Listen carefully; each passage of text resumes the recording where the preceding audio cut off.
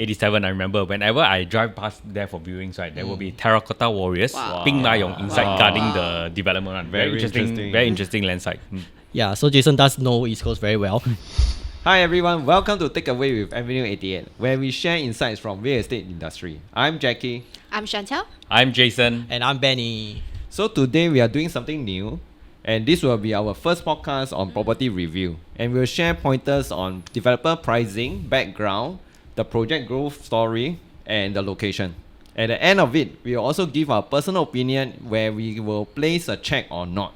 So watch till the end. Wow, very fun. Good stuff.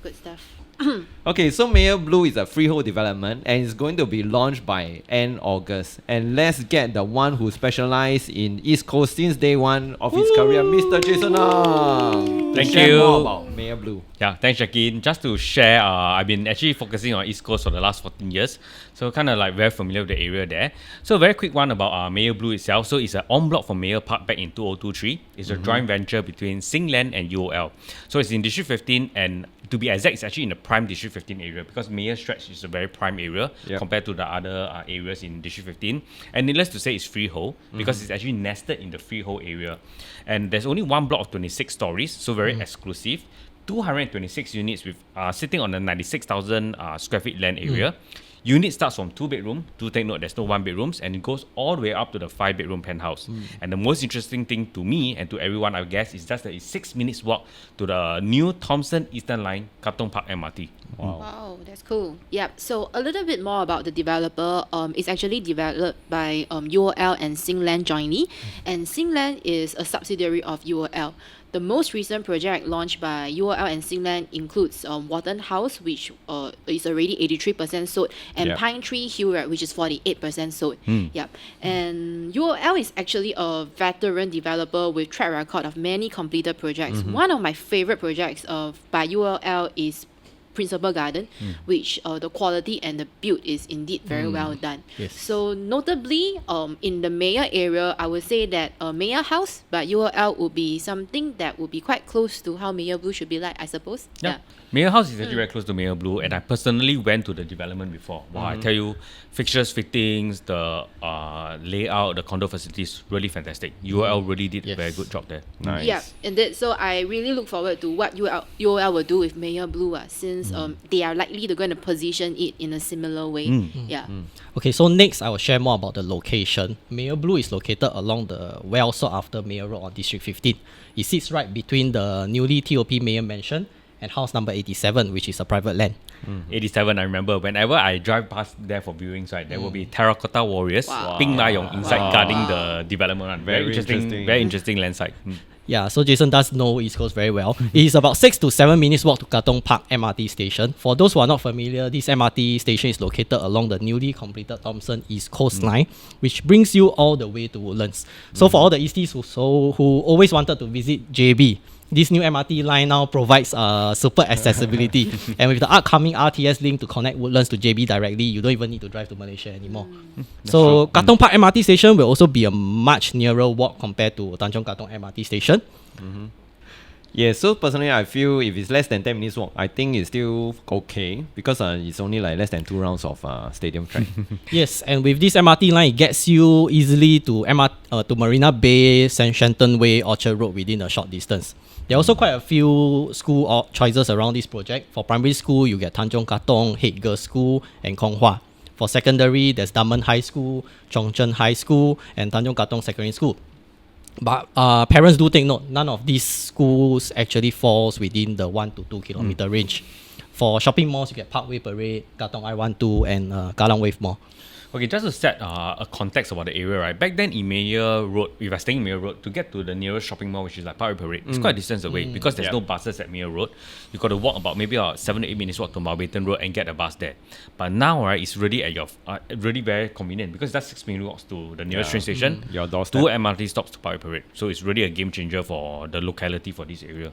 Yes, and for those who love beaches, easy access via underpass to East Coast Park. And of course, it's well connected to several major expressways such as the ECP, MCE, and PIE. Okay, so for the pricing, right, for UOL actually got the bid at 1,668 PSF. And according to the H-Prop land sales, the break-even price will be 2722 PSF. Yeah, so likely if we plus another 10% or 20% profit margin, very likely that the launch price will be above 3K PSF. Yeah, and based on the transacted numbers in a nearby launch that was done a few years ago, Live at MB, the large size units there has already transacted at 2,600 PSF, and the small size unit has crossed 2,800 PSF.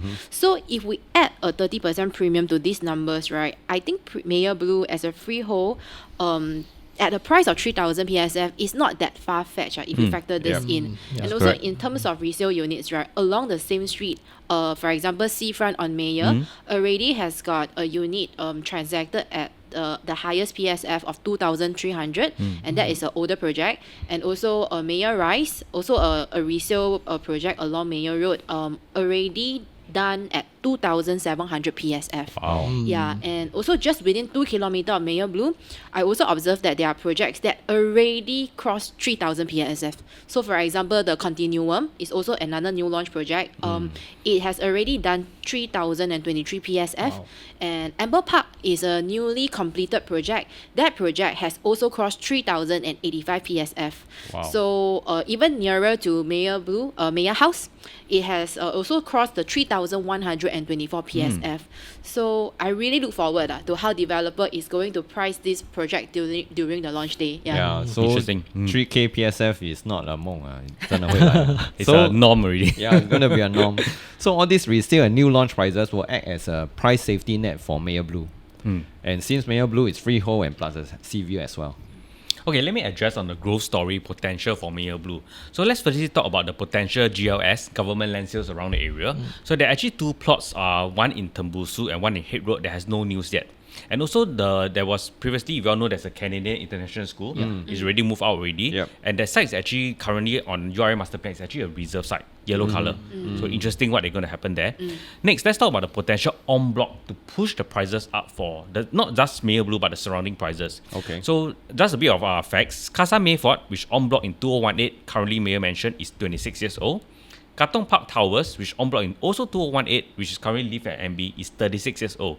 And all of them are already fully sold. Okay. Next thing, how about the other projects along the stretch? Hawaii Towers, 30 years old. Sovereign, 31 years old. And Peach Garden, 54 years old. Much older than me. Much older than all of us. So, so Peach Garden and the rest are all freehold? Yes. Okay. So the interesting thing about Meyer Stretch, right? All the projects in Meyer Road are all freehold. There are no 99-year leasehold developments there. Okay. So potentially there are actually a total of 3 projects that may go through en bloc. So anyone's guesses whether these en blocs will go through if it happens. Based on past historical data and attractiveness of this Meyer Enclave, I personally feel the chances of redevelopment for any of the older projects is relatively higher. Also, as what Benny mentioned, the potential land sale could happen for 87 Meyer Road, which is just beside Meyer Blue, the largest existing landed plot in Meyer Road at 90,000 square feet land. So potentially it could be a Meyer Blue 2. So how about the other things I want to mention? So Long Island, it has been a lot of talks. Yeah. Will it be a growth story? So even our PM Lawrence Wong mentioned it during the National Day rally. So this Long Island thing reported in 2023 that technical studies are going to happen in the next 5 years to explore the feasibility of this Long Island, which will comprise of commercial element, residential element and recreation element. But just to take note, even like for example what happened back then in Marina Bay, right? The reclamation works, they actually took more than 20 years to complete. Yes. Yeah. So the question is how probably it will take another 20 years for the Long Island to happen in East Coast. So the question is, will it affect the view? Maybe, but in the far future. But will it bring out the prices? I really feel so.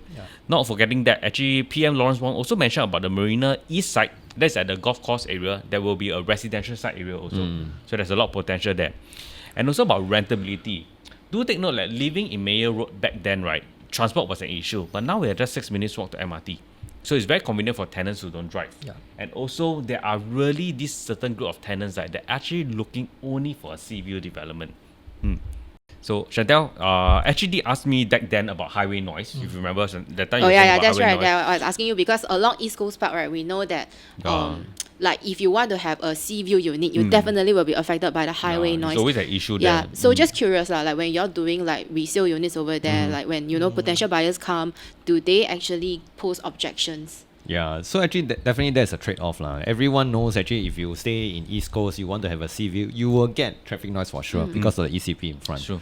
So actually a lot of buyers or even tenants, actually they do comment when they do the viewing, but after that then they okay lah. So I don't think the buyers who purchase the sea view unit, definitely they are okay with it lah. Or just white noise. Yes, I agree with Jackie. For some of my clients who have actually purchased projects along the East Coast stretch, of course, during the viewings, they'll question how noisy does it get during the day and through the night.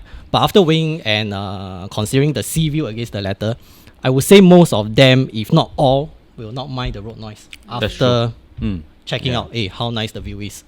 So all this information that I mentioned, like about the government land sales, en bloc, and rentability, geared towards the fact that there are good potential capital appreciation and rental opportunities for Meyer Blue. And if there will be launches from these potential sites, all I can say is that prices will not be cheap. So just to mention a bit more, if let's say Nasim is the most expensive in Orchard, then Meyer area is the Nasim of the East. Yes, I agree. So this is actually a rare opportunity for buyers or even investors to actually own a piece of a crown jewel. Do take note that beside Meyer Mansion, which was launched in 2019, Meyer Rise launched in 2013, there is no other potential launches besides Meyer Blue. So after Meyer Blue, when will the next Freehold, Meyer area, full sea-facing project will come? We will never know about that. And in terms of superb view projects, Meyer Road actually offers something that is unlike what others along East Coast Road can offer. If you go just mid-floor and above, or most of the stacks actually offer very nice sea view, or otherwise, if sea view is not your cup of tea, you can go for the northwards facing, which gets you unblocked landed view, which is also fantastic in my opinion. That's true. Okay, so now we come to the last segment of our podcast. Yay. Is whether will you place your check or not? Will we place a check? Okay, so personally, I will go first. Okay, let me take out my check. Okay, so I will place a check. Okay, so if I'm looking for an own stay unit, and based on what was shared earlier on, there is a freehold, walking distance to MRT, and with a sea view. Highly likely, I will place down a check. But I will still, at the same time, based on day one, let's see what's the price first to whether to enter this. So my turn. For me, I'm always attracted to the east. The location, amenities, and how well most of the projects have performed over the years in terms of price appreciation and rental yield. So my straight answer is yes, I'll place a check for probably one of the smaller size units for investment. Two bedroom. Two bedroom, yes. Two bedroom, the smaller Right, size now unit. for me, honestly, no brainer. I've always been wanting to live in the east I'll and leave to the own a space piece for of you. District 15. Yeah. So further to that, I'm also a firm believer of District 15 and the very good stability of long-term value appreciation.